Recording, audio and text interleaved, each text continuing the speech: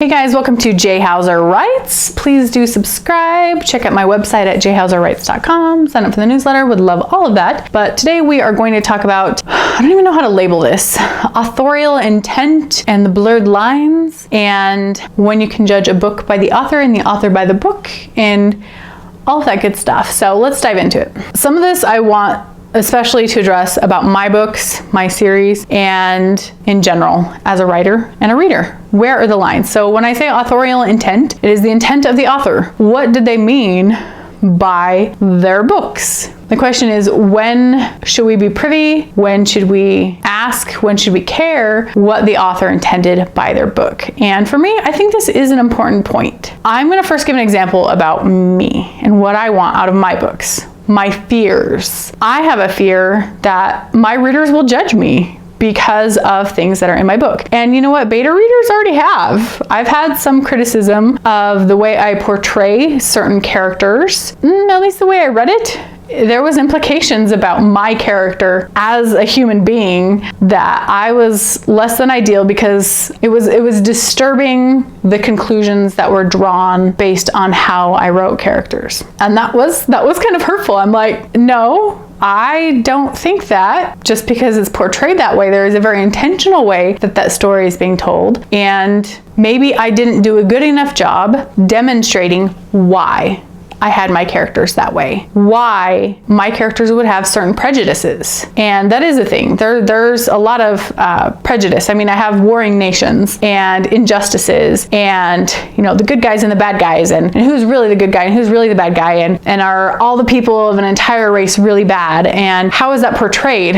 But I also have to take into account, this person, they get their own bias because of this background, and this person has this bias because of their background.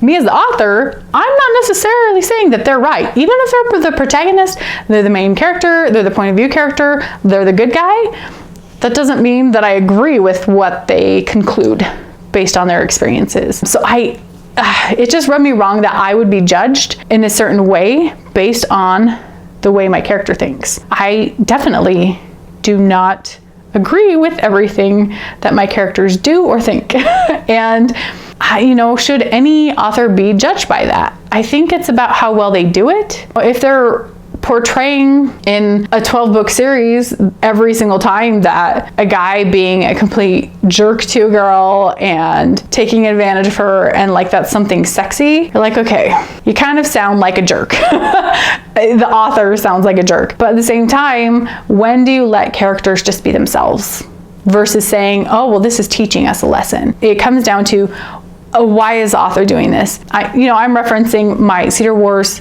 series. First book that will be coming out this year is Cedar Shadow Wars, and I address a lot of heavy topics. I talk about, there's family, there's found family, there's lies and secrets, and where do you have graying in between. There's things like mental health and trauma and trust and self-harm and betrayal and racism and sexism and ableism and all the isms. And, so I have a lot of heavy topics, and I would absolutely hate for people to draw the wrong conclusion about me on any of these. But at the same time, I do also want them to be meaningful. And I am proud of some of the feedback I've heard so far. Obviously not for the one where someone assumed something about me based on the way my character was taking things. But on the other side of the coin, I've had a developmental editor did a manuscript critique, and we did a video chat, and she said, I really like the way that you addressed consent in your book, and we don't see this enough in young adult books, and that made me really proud because that was intentional. I wanted to make sure if my love interest is not going to be a complete jerk, that they do address consent. And that doesn't mean they're not going to make mistakes, because they're not perfect, because you want to have some character flaws so they feel relatable.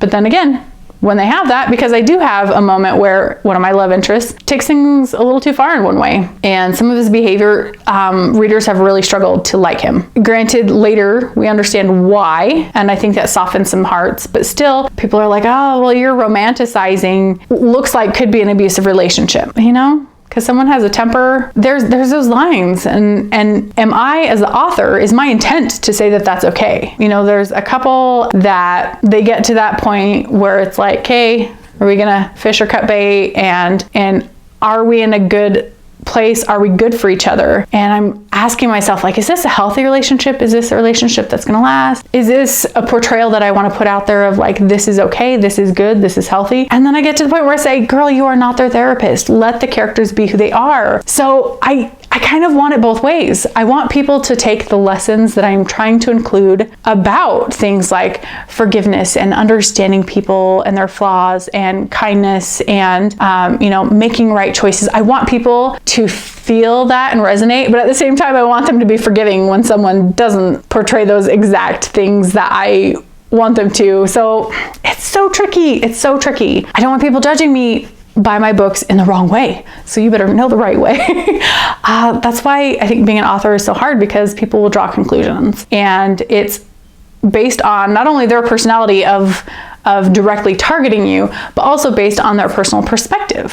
What I put as a theme in one book, and I'm praising something because that's my personal values, the next person who is opposed to that will be like, are you kidding me? Trash. That author is trash because they portrayed it in a positive light. I mean, look at any book out there that has like a slave and slave owner romance. You know, we got a Beauty and the Beast, we got a Stockholm. When is it okay for the characters to be who they are, as imperfect, as unhealthy? And when is it okay for readers to say, oh my gosh, the author doesn't even know what healthy means, because this is what they wrote and they're romanticizing it. Going back to my own work, kind of where I want people to take those healthy themes. Like, another criticism I got is someone said, I appreciate the sex positivity that you include in your books. And I was like, I don't have any on-page sex. That's one of my personal limits. But they explained that it was because a teenage girl initiated things like making out with the romantic interest, and that the girl wasn't just giving affection because it was to make a guy happy, but she actually wanted it herself. And I was like, maybe I don't read enough books, but that's disappointing to be praised for the fact that I can demonstrate that women also have a sex drive. We also desire these things. But I guess I'm happy in a way if that seems like an exception and something to be praised, that like girls sometimes chase the guys, and it's not, we don't just do things to make them happy. That and the consent and this and that. I want those themes to come across. But I also, for example, I come from a very conservative background, right? A lot of my beta readers are from church, is how I met them. And I cringe when I'm like, okay, here's my book. I hope you don't mind they're swearing in it. And I have to remind myself I'm not reading it over the pulpit. I set my own personal guidelines. I don't use the Lord's name in vain in my books.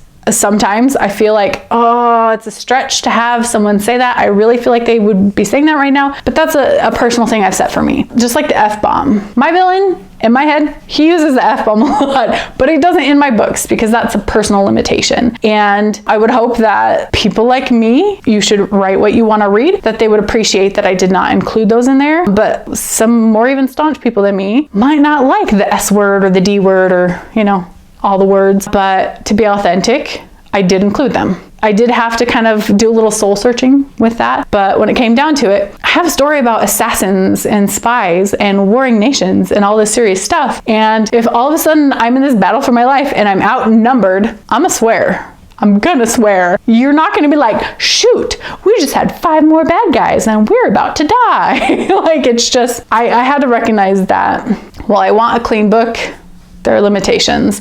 And that's the same thing about where I allow my characters to go on page romantically, where it cuts off. Some people might judge me and my intent and say, oh, well, I don't want my kids reading this because the author is saying that this kind of behavior is okay. That these teenagers off in a house alone are getting pretty heated and they're making out. I'm not saying that that's okay.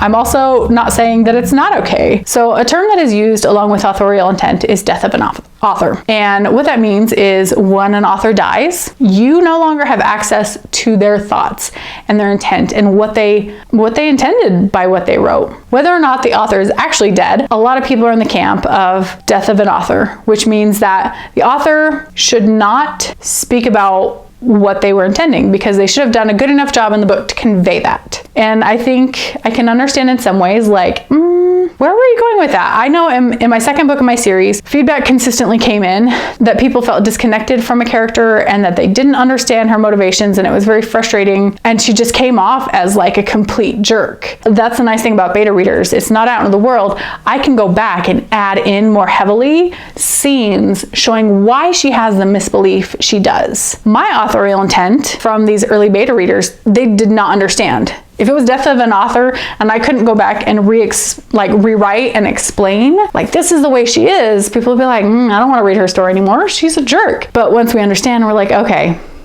doesn't mean she's right, but like, I get it now. So hopefully this makes sense. I think death of an author is a bit extreme. I think an author has the right to be able to respond there's proper ways to respond to criticism in general. There's professional ways, but in general, I feel like it is perfectly appropriate for an author to be able to expand on what they meant on a theme, on a book, on a passage, whatever it is. And I foresee myself doing that. I already have a list of things that I'm worried about people saying. I could definitely see myself, once I publish and I get some reviews, making a video, not about any particular thing, but being like, so I'm noticing like a few people commenting on this, and let me just give you kind of a behind the scenes of this is what I was going for. There's no such thing as a perfect book, no such thing. So you also have to be forgiving of an author. Then again, if they can't even speak up about it, how can you forgive them if they don't tell you that they didn't mean what you think they mean, that you are mad about?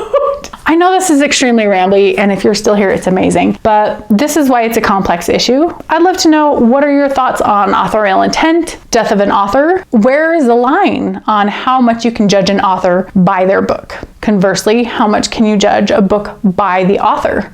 If that author goes on social media and posts all sorts of non-politically correct stuff, does that therefore make the books wrong? Does it mean you should boycott them? Does it mean that you should look into the themes that they wrote and make different conclusions?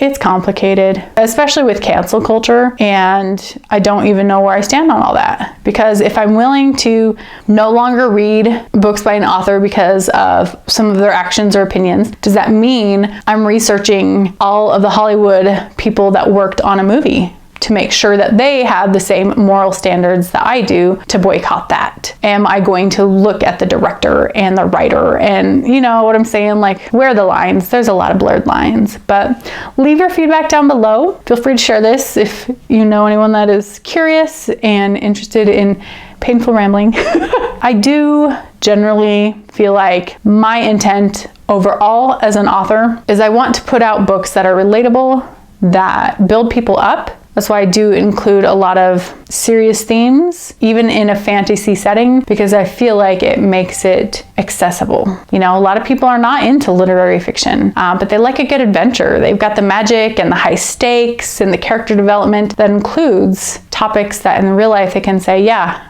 no, I get that. Yeah, I get it. And I just thought I'd put my 2 cents out there, except for it's like 47 cents and it's spread throughout the couch cushions. I hope you have a wonderful day. Thank you for joining me, and we'll see you soon.